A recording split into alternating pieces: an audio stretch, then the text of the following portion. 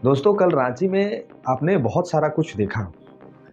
रांची में कल निशा भगत पहुंची डीआईजी ग्राउंड और वहां एक अलग ही माहौल क्रिएट हो गया। निशा भगत के साथ अपमानित भी उनको किया गया। पुलिस के जो महिला विंग के जो सिपाही थे उन्होंने उनको थप्पड़ भी मार दिया और बहुत कुछ वहां पे देखने को मिला। उनका वीडियो सोशल मीडिया पे वायरल हो गया। बहुत सारे लोगों ने ये कहा कि ये सिर्फ टीआरपी पाने का एक तरीका है। उन्होंने घर टूट जाने के बाद वहां पे जाके सिर्फ माहौल बनाने का प्रयास किया और बहुत सारे लोगों ने उनके समर्थन में भी कमेंट लिखा। एक तरफ एक प्रेस कॉन्फ्रेंस भी किया गया जिसमें गैलेक्सन डुगडू का नाम है उनका, हम नामों नहीं बोल पाते उनका, और अजय तिर्की, ये दोनों ने मिलके एक प्रेस कॉन्फ्रेंस भी किया। और उस प्रेस कॉन्फ्रेंस में इनका मुद्दा ही अलग होता है। ये माने गैलेक्सन डुगडू जो है ये अपने आप को इतना ज्ञानी समझते हैं, इतना ज्ञानी समझते हैं कि इनसे बड़ा ज्ञानी धरती पर कोई है ही नहीं। इनसे बड़ा ज्ञानी धरती पर कोई है ही नहीं। आदिवासी समाज के ये बहुत बड़े मसीहा हैं। गैलेक्सन डुगडू ये आदिवासी समाज के बहुत बड़े मसीहा हैं। इनको सनातन धर्म के बारे में पूरा इतिहास भूगोल पता है, क्रिश्चियन समाज का पूरा इतिहास भूगोल पता है, सरना का पूरा इतिहास भूगोल पता है और दुनिया का जितना प्रकरण है सब इतिहास भूगोल इनको पता है। और ये बता रहे हैं कि जेएल कैंप का जनाधार गिर गया है, जेएल कैंप हास्यास्पद पर जाने जा रहा है। इस वीडियो को पूरा अंत तक देखिएगा, बहुत कुछ समझाएंगे। और ये वीडियो को जो शेयर करके गैलेक्सन डुगडू तक पहुंचा सकते हैं जरूर पहुंचा दीजिएगा। तो चलिए वीडियो को शुरू करें। उससे पहले आप तमाम साथियों से आग्रह है कि भाई चैनल पे व्यू डाउन हो रहा है, जरा शेयर मारिए जल्दी जल्दी। जो पहली बार देख रहे हैं चैनल को सब्सक्राइब कीजिए, फेसबुक पेज पे देख रहे हैं तो इसे फॉलो कर लीजिए और चैनल को ज्वाइन करिए। ज्वाइन करके हमें आप सहयोग कर ही सकते हैं। 119 रुपया ज्वाइन करने में आपको लगेगा। इतना भी नहीं कर सकते हैं तो फिर आप क्या कर सकते हैं वही बता दीजिए भाई। 119 रुपया भी आप नहीं कॉन्ट्रीब्यूट कर सकते हैं तो क्या कर सकते हैं आप ही लोग कमेंट में बता दीजिएगा। चलिए कहानी बताते हैं। निशा भगत को अपमानित करते हुए गैलेक्सन डुगडू और अजय तिर्की ने कहा कि एक नहीं 100 टकली हो जाए फिर भी हम लोग माने समाज को तोड़ा नहीं जा सकता है, तोड़ने का काम किया जा रहा है। निश्चित तौर पे वो जो प्रेस कॉन्फ्रेंस में समाज को लेकर बात कर रहे हैं, अब हमें उनसे कोई विशेष तकलीफ नहीं है। वो समाज की बात कर रहे थे, बहुत अच्छी बात है, लेकिन उनको ये नहीं बोलना चाहिए था कि जेल कैंप हास्य पे चला गया। कुर्मी आदिवासी प्रकरण में जेल कैंप हास्य पे चला गया। ठीक है, जेल कैंप का बंटाधार हो गया, जेल कैंप को अब कोई वोट नहीं करेगा, जेल कैंप का अब समर्थन में कोई लोग नहीं बोलेगा, इनका यही कहना था। लेकिन कुछ एक मेरे भी सवाल है, इस सवाल का जवाब देना चाहिए लोगों को। कुछ एक मेरे भी सवाल है, उस सवाल का जवाब देना चाहिए इन लोगों को जो प्रेस कॉन्फ्रेंस कर रहे थे। आदिवासी समाज के ये अपने आप को बहुत बड़ा हितैषी, मसीहा, रखवाला प्रेजेंट करने पे तुले हुए हैं। इनका कहना है कि सरना धर्म को मानने वाले, सरना तो धर्म ही नहीं है, ईसाई धर्म को मानने वाले वो सारे आदिवासी और सरना धर्म को मानने वाले, सरना तो ही नहीं, प्राकृतिक पूजक जो है वो दोनों एक ही हैं, किसी में कोई अंतर नहीं है। हमें कहीं किंतु परंतु नहीं। हम इस बात की पुष्टि पहले भी की है और हमने इस बात को पहले भी स्वीकारा है कि ईसाई धर्म को जो मानने वाले लोग हैं वो निश्चित तौर पर सरना धर्म से ही ईसाई धर्म को माने हैं। धर्म के आधार पे इन लोगों का आरक्षण नहीं छीना जा सकता, ऐसा मैंने पहले भी कई एक वीडियो में बताया है। इसलिए नहीं किया जा सकता है कि शेड्यूल कास्ट, जो शेड्यूल कास्ट में आते हैं, यानी कि जो शेड्यूल कास्ट में आते हैं, यानी कि रजक हो गया, रविदास हो गया, भूया हो गया, इन तमाम लोगों के लिए संविधान में ये प्रावधान है कि अगर ये लोग अपने धर्म का परिवर्तन करते हैं इनका आरक्षण भी समाप्त हो जाएगा। लेकिन ठीक संविधान में जस्ट अपोजिट शेड्यूल ट्राइब के लिए एक नियम बना हुआ है कि उनको धर्म बदलने का पूरा अधिकार है। वो अगर धर्म बदल भी लेते हैं तो भी वो आरक्षण नहीं खत्म, उनका आरक्षण खत्म नहीं किया जा सकता है। यानी कि धर्म, वो किसी भी धर्म को अपना ले, उनका जो खतियान है, केवाला है, उस आधार पे उनको आरक्षण मिलते रहेगा, ऐसा इनका कहना है और ऐसा संविधान में भी लिखा है। तो इसमें हम लोग विशेष कुछ परिवर्तन भी नहीं कर सकते हैं। ठीक उसी प्रकार जिस प्रकार कुर्मी आदिवासी का लड़ाई जो था वो बेबुनियाद, बेवाहियात था कि कुर्मी का विरोध आदिवासी समाज क्यों कर रहा था ये हमें समझ में नहीं आया। ये तो संविधान की बात है, कोर्ट का बात है, कानून का बात है। इसमें ना कुर्मी समाज को हम आरक्षण दे सकते हैं और ना ही कुर्मी समाज का हम आरक्षण छीन सकते हैं। ठीक उसी प्रकार ये जो क्रिश्चियन वर्सेस सरना किया जा रहा है, इसमें भी मामला संविधान और कोर्ट का है। कोर्ट और संविधान में यह स्पष्ट रूप से लिखा हुआ है कि सरना को मानने वाले या आदिवासी जो हैं और या फिर क्रिश्चियन को मानने वाले, जो कन्वर्टेड आदिवासी जिसको कहते हैं, उनके संविधान में यह स्पष्ट लिखा हुआ है, उनके कॉलम में यह स्पष्ट लिखा हुआ है कि उनको धर्म बदलने का पूरा अधिकार है, लेकिन उसके बावजूद आरक्षण उनसे नहीं छीना जा सकता है। तो इसमें हम ड्रामा करके, विशेष ड्रामा अगर हम करेंगे भी तो कुछ हासिल होने नहीं जा रहा है। लेकिन इसमें एक प्रश्नवाचक चिन्ह जरूर लगता है। जब उनको अपने धर्म को छोड़ने के लिए आजादी दी गई है, तो वो जो लोग भी धर्म को छोड़ रहे हैं, क्यों छोड़ रहे हैं, पहले जो प्राकृतिक पूजक हैं उनको इस विषय पे सोचना चाहिए कि आखिर हमारे धर्म में प्राकृतिक जो पूजते हैं, जो सरना स्थल को पूजते हैं, वो सारे लोग इस धर्म को छोड़ के ईसाई धर्म की ओर क्यों आकर्षित हो रहे हैं।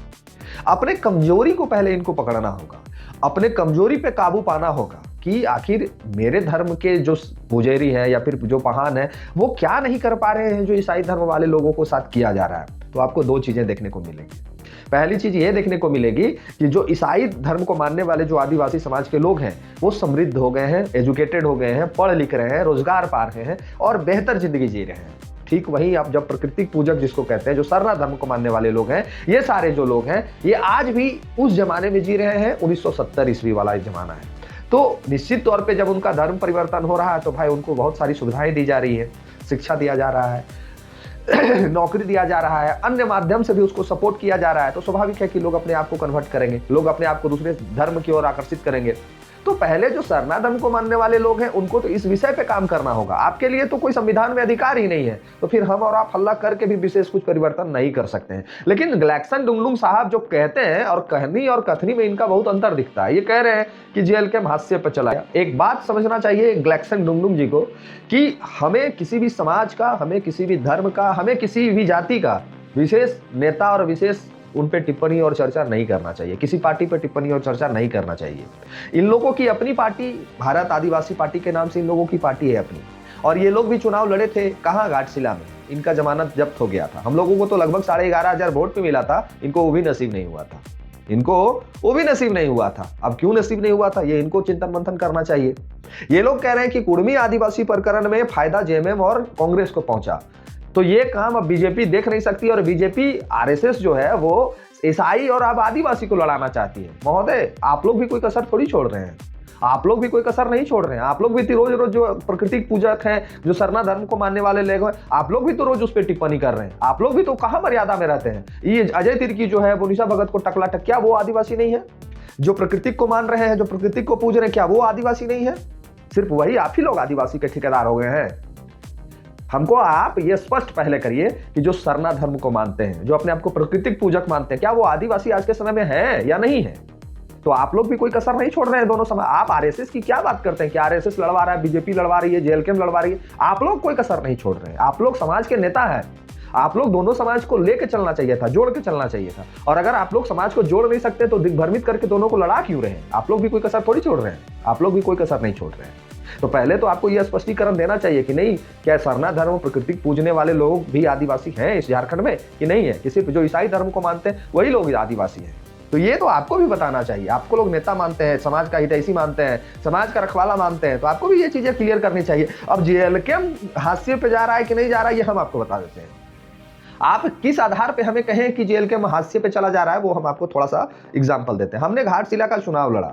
घाटशिला का चुनाव में हमारा जो पूर्व का वोट था, उस वोट से अगर हमारा वोट कम हो जाता तो हम हाशिए पे चले गए थे, है ना कि नहीं है? वोट घट जाएगा तब हम हाशिए पे चले जाएंगे।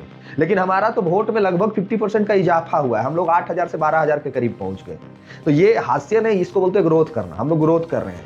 और जेएलके के ऊपर में कुछ समय के लिए तो आदिवासी समाज के कुछ लड़कों का विश्वास जरूर टूटा था कि नहीं, कुर्मी आदिवासी फलना ढकना। लेकिन हम लोग कोई संगठन, कोई जाति, कोई धर्म के नाम पे राजनीति करने नहीं आए हैं। हम लोग आज भी उनके लिए निरंतर आवाज उठा रहे हैं। डीआईजी ग्राउंड का जो मामला है, जो आदिवासी समाज के घरों को तोड़ा जा रहा है, जिस तरह से उनको बेघर किया जा रहा है, कभी इस पे भी प्रेस कॉन्फ्रेंस होना चाहिए था अजय तिर्की और ये भाई साहब का? होना चाहिए था कि नहीं होना चाहिए था? कभी इस पे भी प्रेस कॉन्फ्रेंस होना चाहिए था कि लगभग 12-13 एकड़ डीआईजी यहाँ एजी कोऑपरेटिव सोसाइटी में उनकी जमीनें लूट ली गई हैं, उन पे कभी प्रेस कॉन्फ्रेंस इसका नहीं होता है। रांची में धड़ल्ले से जमीन का लूटा जा रहा है, धड़ल्ले से आदिवासियों को बेघर किया जा रहा है, धड़ल्ले से आदिवासी समाज के ऊपर में अत्याचार किया जा रहा है, उस पर कभी इनका प्रेस कॉन्फ्रेंस नहीं होता है। इनका प्रेस कॉन्फ्रेंस कब होता है? जब ईसाई और सरना करना होता है, जब कुर्मी और आदिवासी करना होता है, जब एक समुदाय को दूसरे समुदाय से लड़ाना होता है, तब इनका प्रेस कॉन्फ्रेंस होता है। चाहे आप सिरमटोली का मामला देख लीजिए। सिरमटोली याद है या भूल गए आप लोग? आदिवासी समाज के ये लोग जो हितैषी बने फिर रहे हैं, सिरमटोली वाला मामला याद है ना? सिरमटोली वाला मामला में यही अजय तिर्की बोला था आदिवासी समाज के बेटियों को कि छाती पे चढ़ के चीर देंगे, बोला था ना, भूल गए? तो ये लोग कैसे किसी समाज के हितैषी हो सकते हैं? और निशा भगत निश्चित तौर पे एक आदिवासी समाज की बेटी है, इसमें कहीं किंतु परंतु नहीं है। निशा भगत को अगर कुर्मी समाज ट्रोल कर रहा है, निशा भगत को अगर कुर्मी समाज गाली दे रहा है, तो कुर्मी समाज गलत है, कुर्मी समाज के लोग गलत हैं। लेकिन वही अजय तिर्की भरे मंचों से, भरे मीडिया में, भरे प्रेस कॉन्फ्रेंस में निशा भगत को अपमानित कर रहा है, टकली जैसे शब्द का प्रयोग कर रहा है, बोल रहा है एक नहीं 100 लड़कियां टकली हो जाए, उससे क्या बनना बिगड़ना है। तो क्या इसमें अपमानित नहीं हो रहा है एक समाज? क्या इसमें आदिवासी समाज की बेटी का अपमान नहीं किया जा रहा है? कहां चले गए वो सारे लोग जो समाज के हितैषी बने फिर रहे थे? कहां चले गए वो सारे नेता जो आपके ऊपर अभद्र भाषा का प्रयोग अगर कुर्मी समाज के कुछ लोग कर रहे थे तो बहुत आपको चिढ़ हो रहा था? अभी तो डंके की चोट पे प्रेस कॉन्फ्रेंस करके उनको अपमानित किया गया। निशा भगत फेम पाने पहुंची थी वहां डीआईजी ग्राउंड, नाम कमाने पहुंची थी। तो जिनको जिनको लगता है कि निशा भगत ड्रामा कर रही थी, जिनको जिनको ये लग रहा है कि निशा भगत ड्रामा कर रही थी, जरा काम करके देख लीजिए, एक बार सूत के देख लीजिए, पता चल जाएगा औकात की क्या होता है। तो हम कहते हैं कि आप समाज को विभाजन करने का प्रयास मत करिए। यहाँ लड़ाई हमेशा झारखंडी वर्सेस बाहरी रहा है। यहाँ झारखंडी को झारखंडी से लड़ाने का प्रयास मत करिए। झारखंडी आदिवासी को कुर्मी से लड़ाने का प्रयास मत करिए। झारखंडी ईसाई को सरना से लड़ाने का प्रयास कभी मत करिए। अगर दोनों एक ही पिता के वंशज हैं, एक बेटा सरना को मान रहा है, एक बेटा ईसाई को मान रहा है, उनका पिता तो एक ही है ना, कि नहीं है? हम पहले थोड़ा सा कंफ्यूज थे इस मसले पे, लेकिन जब हमने चीजों को अध्ययन किया, जब हमने पढ़ा, तो हमें समझ में आया कि नहीं, शेड्यूल कास्ट के लिए एक अलग संविधान में लिखावट है और शेड्यूल ट्राइब के लिए एक अलग संविधान में लिखावट है। तो जब हमारा कानून ही ये प्रावधान नहीं देता है कि हम किसी के धर्म बदलने के बाद उनका आरक्षण छीन लें, तो हम और आप हल्ला करके भी क्या कर सकते हैं? हम अपने समाज को सशक्त बना सकते हैं, हम अपने समाज को जागरूक कर सकते हैं, हम अपने समाज को उनकी वो चीजें जो उनको जरूरत है, वो चीजें उनको जरूरत पूरा कर सकते हैं, ताकि हमारा धर्म छोड़ के कोई दूसरे धर्म की ओर कन्वर्ट ना कर जाए। ये हम कर सकते हैं और हम किसी को जबरन रोक नहीं सकते हैं। आप जरा सोच के देखिए कि यही लोग कहते हैं कि चंद किलो चावल, चंद रुपए के चलते समाज के लोग कन्वर्ट कर जा रहे हैं ईसाई धर्म में। तो हम ये पूछना चाहते हैं, जो समाज के ठेकेदार बने पड़े हैं, जो समाज के रखवाले अपने आप को कहते हैं, उनसे पूछना चाहते हैं कि आप उनको इतना सशक्त क्यों नहीं कर रहे हैं? आप उनको इतना जागरूक क्यों नहीं कर रहे हैं? आप उनको शिक्षा से क्यों नहीं जोड़ रहे हैं? आप उनको रोजगार से क्यों नहीं जोड़ रहे हैं? आप उनके जमीनों का संरक्षण क्यों नहीं कर रहे हैं? कहीं ना कहीं अपना कमजोरी को पहले देखना होगा, उसके बाद किसी पे सवाल खड़ा करना होगा, उसके बाद किसी को पूछना होगा, तब आप जाके सच्चे झारखंडी का परिचय दे सकते हैं। और इस तरह से हर समय मीडिया में आके एक दूसरे को लड़ाने का प्रयास, इसको गाली देने का प्रयास, उसके समर्थन में बोलने का प्रयास। गलेक्सन डुंगडुंग जी यहां तक ही नहीं रुके, इन्होंने कहा कि कुर्मी और आदिवासी का लड़ाई जायज है, माने कुर्मी आदिवासी आपस में काटामारी कर ले, और उसमें भी कौन आदिवासी? जो प्रकृति पूजक है। ईसाई समाज के लोग विरोध करने लड़ने नहीं आएंगे, काहे नहीं आएंगे, हम बता देते हैं। ईसाई समाज को जो मानने वाले लोग हैं, वो लोग अपने रोजगार, शिक्षा और अपना दिन दुनिया दिनचर्या से मतलब रखते हैं। ये सब आंदोलन और दुनिया जहान से उनको कोई लेना देना दूर दूर तक नहीं होता है, काहे कि वो पढ़े लिखे लोग होते हैं। तो ये इनका कहना है, गलेक्सन डुंगडुंग जी का कहना है कि कुर्मी समाज और सरना समाज जो आदिवासी हैं, उनमें लड़ाई बरकरार रहनी चाहिए। ये लोग हमेशा लड़ते रहना चाहिए, ये लोग में काटामारी होते रहना चाहिए। गजब हाल है, लेकिन माने गजब, माने झारखंड को ये लोग इस कदर बर्बाद करने पे तुले हैं कि कुछ भी बोल देना है मीडिया में आके और लड़ा देना है। पहले अपने घर के संभाल, अपने घर परिवार को, अपने समाज को, अपने जात को अपने अंदर अपने सशक्त बनाने का प्रयास करिए, तब किसी के ऊपर में टिप्पणी करिए, तब किसी पार्टी बेस पे जाइए। आप वो नहीं कर रहे हैं, आप एक बेटी को अपमानित कर रहे हैं और एक समाज को अपमानित कर रहे हैं, जो कि आप ही का समाज है, हमारा समाज नहीं है। आप अपने ही समाज के बेटी को, अपने ही समाज के लोगों को अपमानित कर रहे हैं, किसी दूसरे को अपमानित नहीं कर रहे हैं। और जेल कैंप की चिंता आप मत करिए महोदय। अगर हम सच में ईमानदार होंगे अपने राज्य के प्रति, अपने झारखंडी के प्रति, अपने आदिवासी के प्रति, अपने मूलवासी के प्रति, तो निश्चित तौर पे थोड़ी देर के लिए वो हमारे बारे में गलत सोच सकते हैं। निश्चित तौर पे हमारे लिए थोड़े देर के लिए उनके मन में गलत भाव आ सकता है, लेकिन जब चीजों को वो खुद समझ जाएंगे, जब चीजों को वो खुद परख लेंगे, तो हमें पूरा विश्वास है कि उनका विश्वास जीतने में हम कायम हो जाएंगे।